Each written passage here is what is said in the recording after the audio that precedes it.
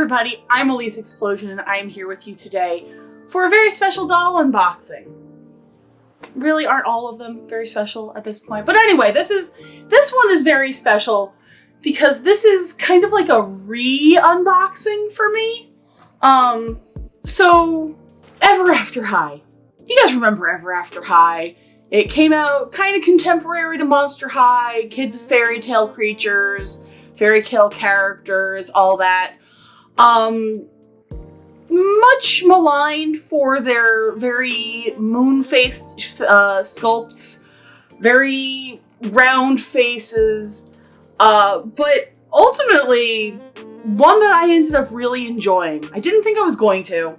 I bought myself a Maddie Hatter doll, very first one, and then it was all downhill from there. Really, the impetus for collecting my Ever After High dolls was because I actually read the Ever After High series by Shannon Hale, which if you haven't, I highly recommend. Check it out, see if your local library's got it, see if you can find it at a used bookstore, used on Amazon. They are 100% worth it. The stories are wonderful, engaging, really well crafted, and surprisingly good for a character tie-in novel. Loved them. Highly recommend. But back in 2020, I culled a lot of my collection. I sold a lot of my extra plush, a lot of my extra dolls, and at that time I sold a good majority of my Ever After High dolls. I don't fully regret it. They never really got the price inflation that Monster High did and still does have. But there were quite a few dolls that I kind of missed having. I kept my Comic-Con dolls and my special collector dolls. So I do have the Comic-Con variant of this doll, but when a friend of mine said that they were looking to sell one of their in-box Ever After High dolls, I jumped at the chance. And this is CERISE Hood. CERISE is the daughter of Little Red Riding Hood and the Big Bad Wolf, and that's why she's a rebel. But this character was one of my favorites from the original series. I really liked the internal conflict they kind of built into her because she's a rebel. She doesn't really understand or know what her destiny is because her destiny changed so dramatically from that of the story. You know, the Big Bad Wolf wasn't really a big bad guy. He was just kind of her dad. But nobody was allowed to know that because they all had to follow their destinies, hence the whole royal rebel conflict. So anyway, when my friend Evie said that they were looking to sell this doll, I was like, yes, absolutely, immediately, yes. And I've had her sitting around for a little bit now, but I do just kind of want to take her out of the box and talk a little bit more about Ever After High because I feel like Ever After High got a really bad rap, and the short end of the stick. I feel bad about it because it was such a cool and creative and inventive line and was really starting to go places, then was just kind of crushed out of existence by the concept of the Disney descendants. So let me open up this box, get her out of her plasticky prison, and I will be right back so we can kind of talk about a little bit more. Stay tuned. All right, so here is CERISE. And let me get the camera a little bit closer so we can get some closer up footage of her. CERISE, unfortunately, the first thing I noticed with this doll is that the top of her hood is absolutely saturated with glue seepage. And that's a real bummer. These dolls were gorgeous, gorgeous, gorgeous dolls, but a lot like the early Monster High dolls, absolute victims to glue head. Mattel had, I don't know if they still do, I don't think it's a problem with the newer Monster High dolls, but they just had this problem where they would just fill the dolls' heads with this glue that would seep out into the fibers of the doll's hair and eventually everything that it touched. And you can even see the stain on the box from where her head rested. And there are ways of treating glue head, but none that I am prepared to do for this video right now, unfortunately. CERISE has long brown hair with some silver streaks She has gray eyes with like a light gray eyeshadow, a nice neutral pink lip, and a red hood that is covered in a kind of floral woodsy pattern that leads to a cape. She has like a silver tie around her neck to keep it in place. She has a buffalo check red top with some like mesh glitter sleeves. She has a black cuff bracelet. Here, let me see. A black cuff bracelet and a red ring that is it's kind of like a sigil. Yeah, it's just kind of like a sigil ring. She has an overskirt tied that's kind of like sewn to the bottom of her blouse. So I guess this is kind of a dress, but it really isn't. It's like a black mesh, and she has a thick brown plastic that's supposed to look like leather belt, with silver buckle details and like a chain along the side. CERISE also has a nice gray textured legging that leads down into another brown leather, plastic leather boot. The doll comes with a stand and a brush. Does she have earrings? She does not have earrings, but do I remember correctly in that she does have a pointed ear on her sculpt, to just kind of imply that she is the daughter of the Big Bad Wolf as well as Little Red Riding Hood. Her handbag is of course a picnic basket, very fitting for her theme.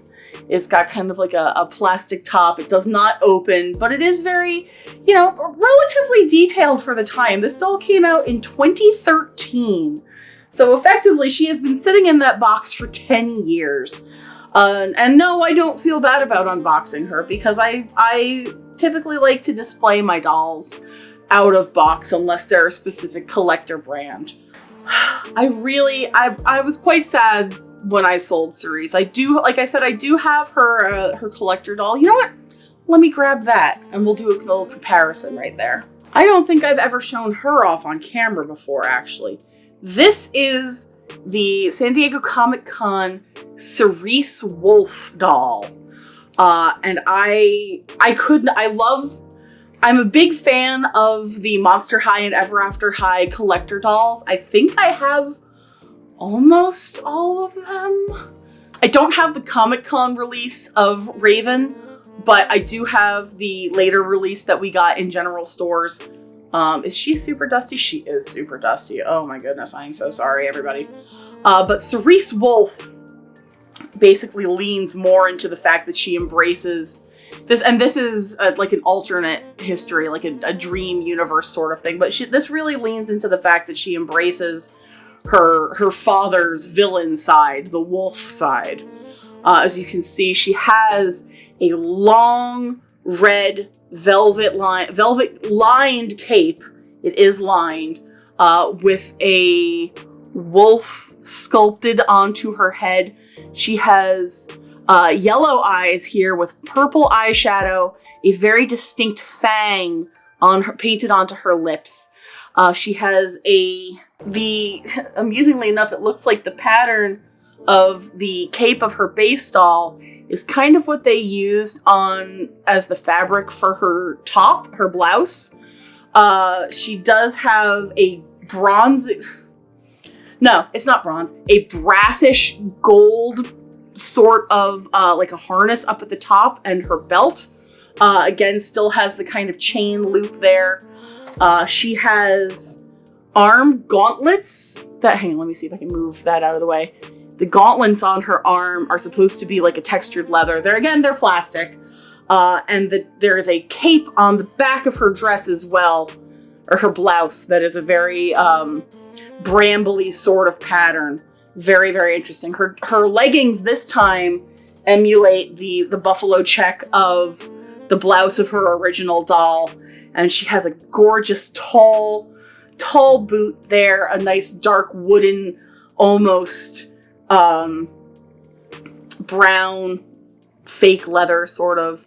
I love the wolf bits of this so much. It is so unique and so fun.